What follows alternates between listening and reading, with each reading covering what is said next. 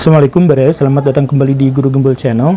Di dunia saat ini, Islam adalah agama yang paling banyak dianut oleh masyarakat dunia, kedua setelah Kristen. Tetapi kalau kita mau melihat data secara spesifik dan otentik saat ini, faktual dan aktual, maka Islam itu adalah yang paling banyak dianut oleh orang di seluruh dunia. Alasan yang utamanya itu adalah karena negara-negara yang diklaim atau yang secara tradisional menganut Kristen sudah kehilangan momentum keberagamaan mereka. Jadi negara-negara misalkan seperti Jerman, Prancis, Inggris, atau sebagian di Amerika, setengah dari penduduknya atau lebih dari itu sudah menyatakan diri sebagai ateis atau agnostik atau free thinker. Banyak sekali di antara negara-negara itu yang memang sudah tidak peduli lagi terhadap agama dan menganggap agama itu sekedar tradisi masa lalu yang hanya dijadikan sebagai objek hiburan saja. Nah, walaupun Islam menjadi agama yang mayoritas di dunia saat ini, tetapi Islam adalah salah satu agama yang paling banyak dirundung oleh masalah. Salah satu dalam hal ini adalah tentang kemiskinan yang menjangkiti para penganutnya. Kita tidak bisa membantah bahwa mayoritas orang-orang Islam di seluruh dunia hidup di negara yang miskin atau berkembang. Dan karena itu mereka juga mayoritas hidup di pendapatan menengah atau menengah ke bawah.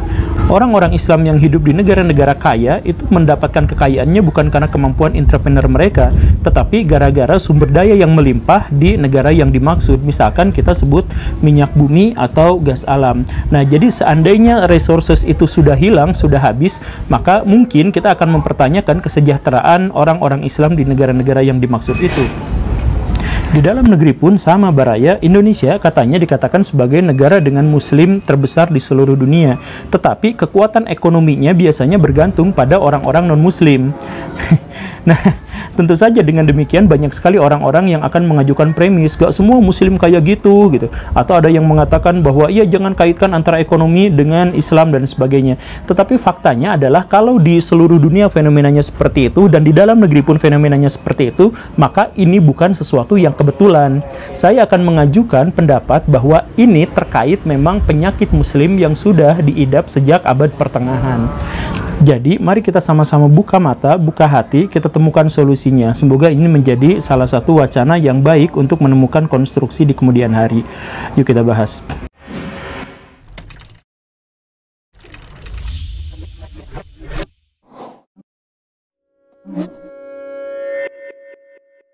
Baraya, semestinya Islam dan kemiskinan itu memang terpisah karena pendiri agama Islam yaitu Nabi Muhammad adalah pendiri agama paling kaya yang pernah dikenal dunia.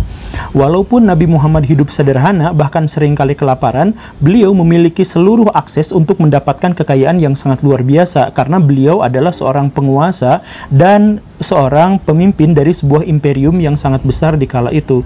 Seandainya pun Nabi Muhammad tidak menjadi penguasa, Nabi Muhammad pun sangat berpotensi untuk menjadi orang paling kaya di kotanya karena beliau memang memiliki kemampuan dagang yang luar biasa dan memiliki reputasi yang sangat baik di antara para pedagang di Timur Tengah.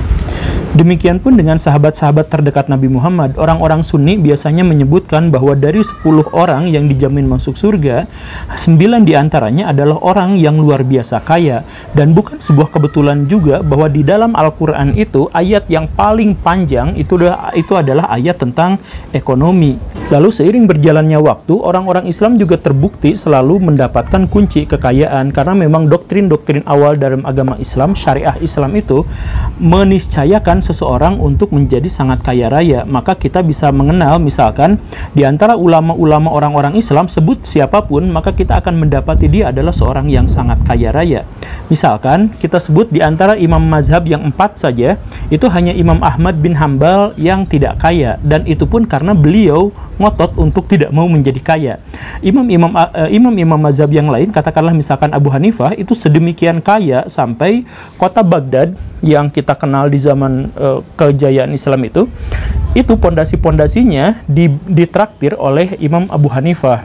Jadi luar biasa kaya beliau, sedangkan dinding-dindingnya ya dibiarkan saja, kan nanti ada wall titan. Nah, walaupun Abu Hanifah sudah mendermakan kekayaannya sedemikian banyak, dan walaupun sudah mendermakan banyak sekali untuk fakir miskin, tetapi saat beliau meninggal, di kasnya, di berangkasnya, ditemukan sekitar 11 triliun rupiah. Kalau dirupiahkan, betapa besar kekayaannya. Dan itu adalah uang di luar aset.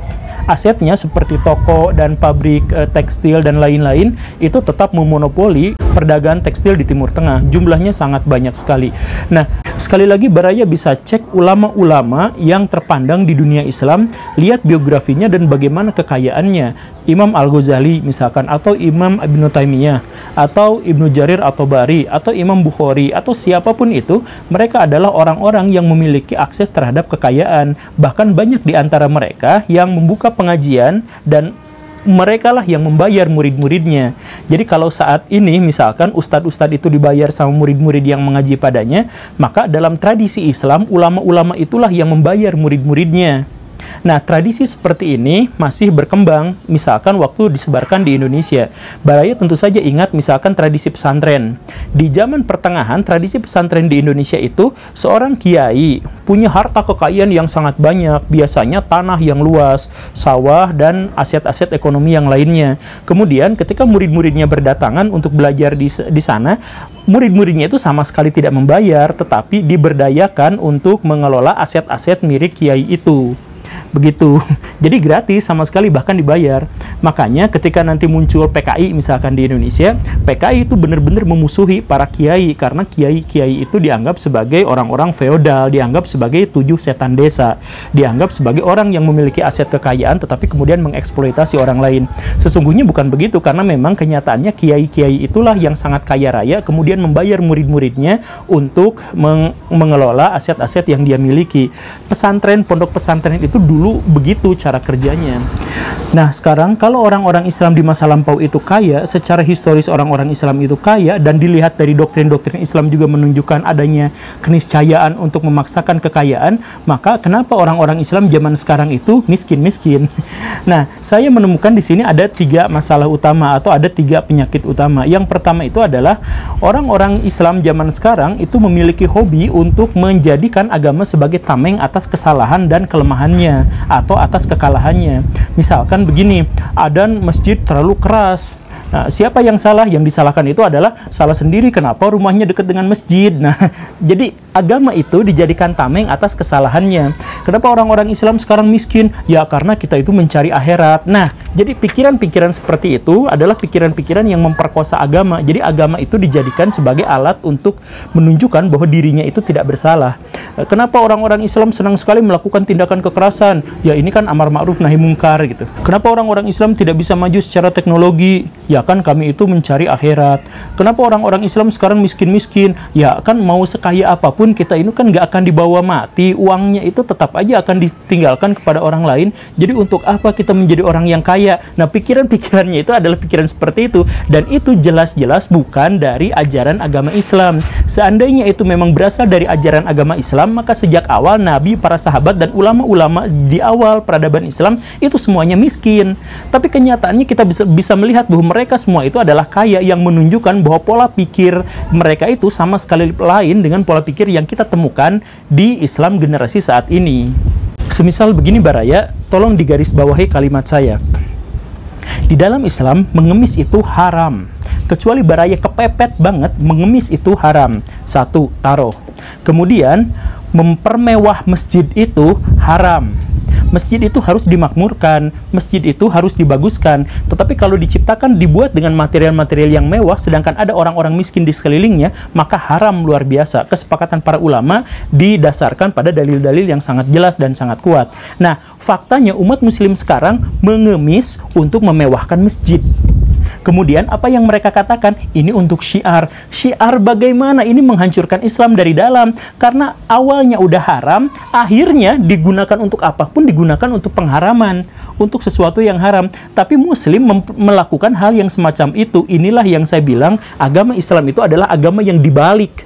Ide-ide, gagasan, pola pikirnya dibalik oleh Muslim zaman sekarang. Dan ketika saya misalkan menyampaikan seperti ini, atau ada orang yang menyampaikan seperti ini, banyak sekali di antara orang-orang orang-orang Islam yang nggak mau introspeksi. Mereka malah menyalahkan orang yang mencoba untuk memperbaiki kondisi, memperbaiki keadaan. Dikatakan liberal lah, zindik, kafir, liberal, sekuler, atau hal-hal yang semacam itu. Memang di sini masalah utamanya Baraya, Muslim itu sampai sekarang enggan sekali, menolak sekali untuk melakukan introspeksi. Jadi ketika ada kritik, mereka malah marah. Di zaman sahabat, misalkan Umar itu melakukan introspeksi setiap malam. Jadi kebiasaan beliau sebelum tidur itu adalah menghitung, saya sekarang dosanya seberapa, saya melakukan kesalahan apa hari ini, dan sebagainya.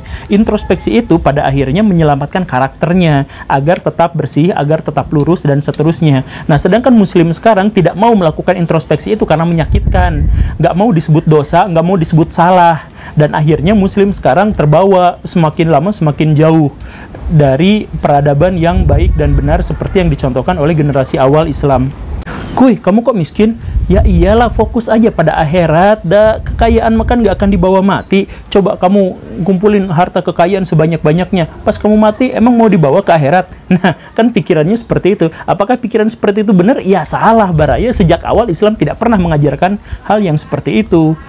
Lah iya gitu seperti itu? Ya iya, makanya di sini saya akan sampaikan kaidah usul terkait dengan soal kemiskinan. Jadi begini Baraya, di dalam Islam itu seandainya kemiskinan itu adalah perbuatan, maka kemiskinan itu haram.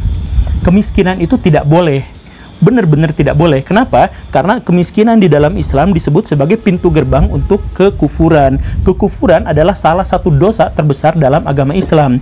Dalam kaidah usul fikih, kalau sesuatu perbuatan itu mengantarkan pada dosa, maka perbuatan itu pun akan menjadi dosa.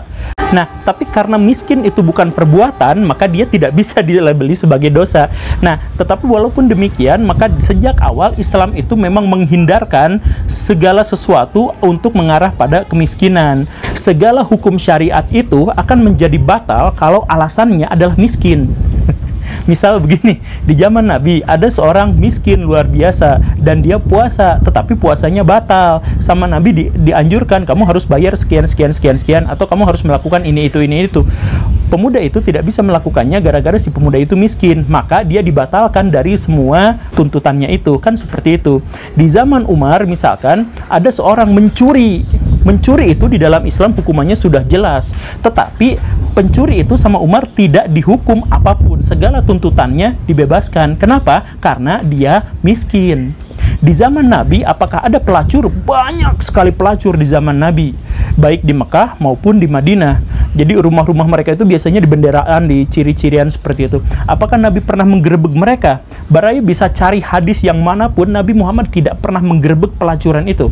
Padahal di dalam Islam, zina itu sudah ketahuan haramnya. Di dalam Islam itu, zina itu hukumannya sudah ditetapkan. Tetapi Nabi Muhammad tidak pernah mengajak mereka atau menarik mereka ke pengadilan. Kenapa? Tidak pernah digerebek, tidak pernah diapa. Karena apa? Karena Nabi Muhammad fokus untuk menyelesaikan masalah yang paling inti yang menyebabkan pelacuran itu terjadi, yaitu kemiskinan. Jadi Islam, generasi awal, para nabi dan para sahabat itu, kalau ketemu sama ular, kemudian ular itu demikian jahat, lumpuhkan kepalanya, bukan ekornya. Nah, orang-orang Islam zaman sekarang itu kebalik, ekornya. Jadi kalau misalkan ada di sini dampak dari kemiskinan, kriminalitas, premanisme, atau pelacuran dan sebagainya, nah yang tegakkan syariat, hancurkan kemaksiatan, yang digerebek itu adalah ekor-ekornya itu. Tetapi tidak ada atau jarang sekali di antara muslim yang berusaha sekuat tenaga untuk menghancurkan kemiskinan itu. Baraya begini ya, di dalam Islam itu, Baraya mau puasa kayak gimana pun, mau sholat kayak gimana pun, mau jihad kayak gimana pun, Baraya tetap akan disebut sebagai pendusta agama kalau Baraya tidak berkontribusi apapun terhadap upaya pengentasan kemiskinan. Karena kemiskinan itu, seperti yang disampaikan sebelumnya, itu adalah pintu gerbang menuju kekufuran, maka berantas itu semua. Maka karena upayanya adalah untuk memberantas itu semua, maka Nabi Muhammad walaupun memiliki akses kekayaan yang sangat luar biasa, Nabi Muhammad memilih untuk tidak menggunakan akses kekayaan itu untuk pribadinya. Nabi Muhammad hampir setiap hari dapat upeti, dapat hadiah, dapat kiriman apa karena beliau penguasa. Nah, tetapi di hari yang sama ketika Nabi Muhammad mendapatkan rezeki itu, Nabi Muhammad langsung bagikan kepada orang yang lebih membutuhkan, kepada orang-orang yang miskin itu. Kenapa? Karena berderma itu adalah bagian dari syariat Islam untuk menghilangkan atau mengurangi kemiskinan yang ada.